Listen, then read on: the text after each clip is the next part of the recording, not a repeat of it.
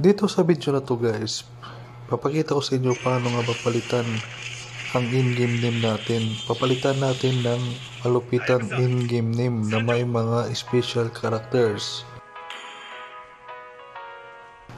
So meron nakalagay, name should have no more than 4 to 20 characters and should not include illegal characters. So ang gagawin natin, babawasan natin. Baka masyadong mahaba, kaya hindi pwede. And then click OK. So pag ganyan nakita nyo, the name string is available, use it as your new name. Pag ganyan nyo nakita nyo, pwede nyo nang gamitin yan. Pag may redeem card kayo, pwede nyo palitan yung in-game name nyo. So ito pala na website yung ginagamit ko guys para gumawa ng special characters na in-game name. freefire-name.com ang website na to.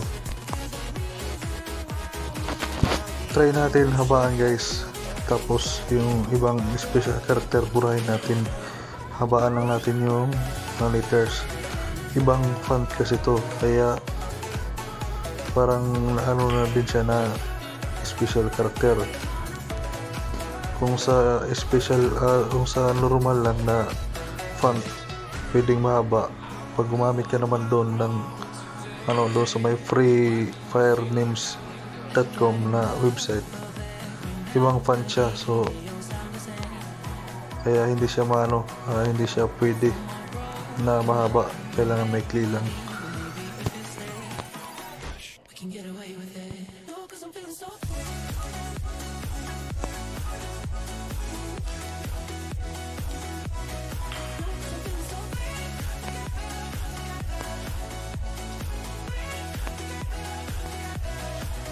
Guys, hindi pwede, so bawasan pa natin.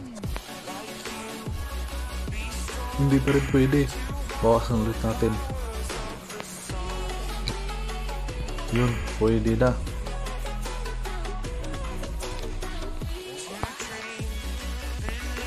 Try naman natin guys, ibang in-game name, mga 3 letter, tsaka yung iba yung special character na.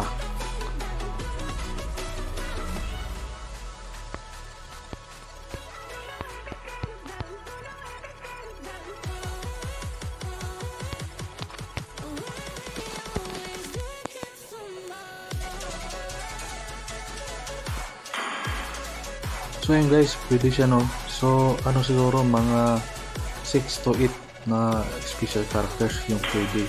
Pag sumubra na, hindi na pwede.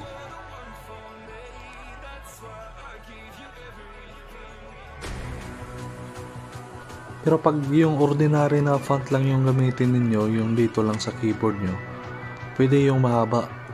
Pero ang tip ko lang, pag gumamit kayo ng mga ganito special characters, kung mahaba yung in-game name nyo na gusto, haluan nyo ng ordinary na font or yung naka-built-in na font dito sa keyboard nyo.